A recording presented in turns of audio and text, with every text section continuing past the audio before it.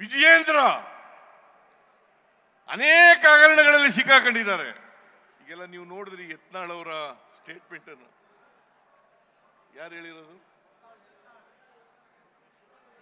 ಯಾರು ಹೇಳಿರೋದು? ಯಾವ ಪಾರ್ಟಿಯವರು? ಅವರು ಬಿಜೆಪಿ ಪಾರ್ಟಿಯವರು. Yatnal senior leader of the BJP party. ಅವರು ಹೇಳ್ತಾರೆ ಯಡಿಯೂರಪ್ಪ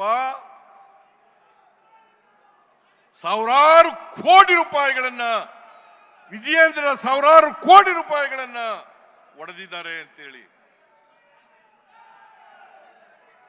ವಿಶ್ವನಾಥ್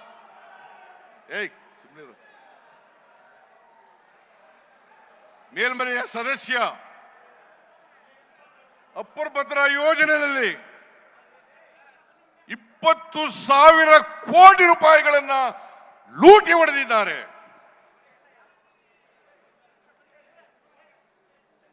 ಕುಮಾರಸ್ವಾಮಿ, ನಿಮ್ಗೆ ಯಾವ ನೈತಿಕತೆ ಇದೆಯೇನ್ರಿ? ಜಂತ್ಕಲ್ ಪ್ರಕರಣ ಮರೆತು ಬಿಟ್ಟಿದ್ದೀರಾ? ಮೈನಿಂಗ್ ಪ್ರಕರಣ ಮರೆತು ಬಿಟ್ಟಿದ್ದೀರಾ? ಈ ರಾಜ್ಯದ ಜನ ಮರೀಲಿಕ್ಕೆ ಸಾಧ್ಯ ಇಲ್ಲ.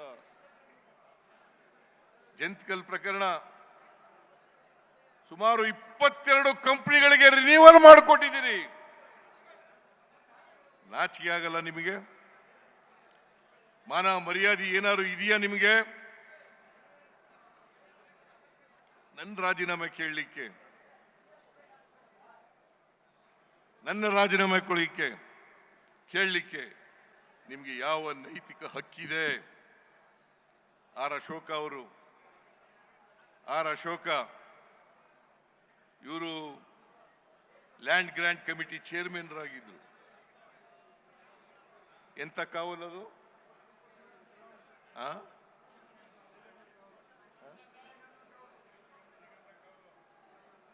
2,500 ಎಕರೆ ಜಮೀನನ್ನ ಹಂಚಿದ್ದಾರೆ.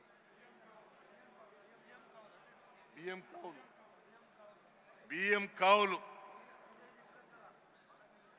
ಹೈಕೋರ್ಟ್ಗೆ ಹೋಗಿ, ಸುಪ್ರೀಂ ಕೋರ್ಟ್ಗೆ ಹೋಗಿ ಸ್ಟೇ ತಗೊಂಡಿದ್ದಾರೆ.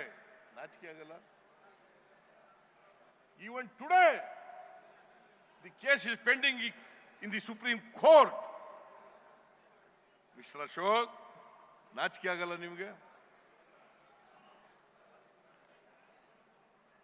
ನಾನೇನಾದ್ರು ತಪ್ಪು ಮಾಡಿದ್ದೀನಾ? ಯಡಿಯೂರಪ್ಪನ ಹತ್ರ ಡಿನೋಟಿಫೈ ಮಾಡಿದ್ದೀನಾ? ಯಡಿಯೂರಪ್ಪನ ತರ ಪ್ರೇರಣಾ ಸಂಸ್ಥೆಗೆ ಚೆಕ್ ಮೂಲಕ ದುಡ್ಡು ತಗೊಂಡಿದ್ದೀನಾ? ಈ ಪ್ರಶ್ನೆಗಳಿಗೆಲ್ಲ ಉತ್ತರ ಹೇಳಬೇಕು. ಎಲ್ಲ ಪ್ರಶ್ನೆಗಳಿಗೆ ಉತ್ತರ ಹೇಳಬೇಕು.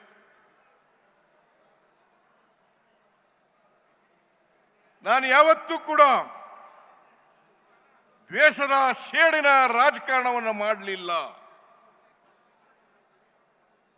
ಬಹುಶಃ ನಾನು ಮಾಡಿದ್ರೆ ಇವತ್ತಿನ ಪರಿಸ್ಥಿತಿ ಉದ್ಭವ ಆಗ್ತಾ ಇರಲಿಲ್ಲ.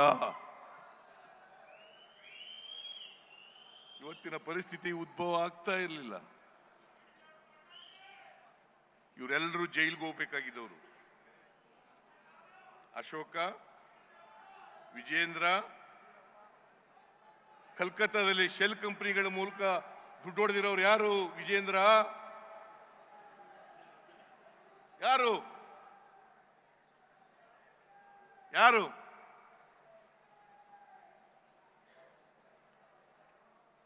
ಇವರು ನನ್ನ ಬಗ್ಗೆ ಮಾತಾಡ್ಲಿಕ್ಕೆ what moral right they have? 40 ವರ್ಷಗಳ ರಾಜಕಾರಣದಲ್ಲಿ ಅನೇಕ ವರ್ಷಗಳ ಕಾಲ ಅಧಿಕಾರದಲ್ಲಿದ್ರು ಕೂಡ ನಾನು 15 ಬಜೆಟ್ಗಳನ್ನು ಮಂಡಿಸಿದ್ದೀನಿ. ಸುಮಾರು 12-13 ವರ್ಷ ಹಣಕಾಸಿನ ಮಂತ್ರಿಯಾಗಿದ್ದೆ.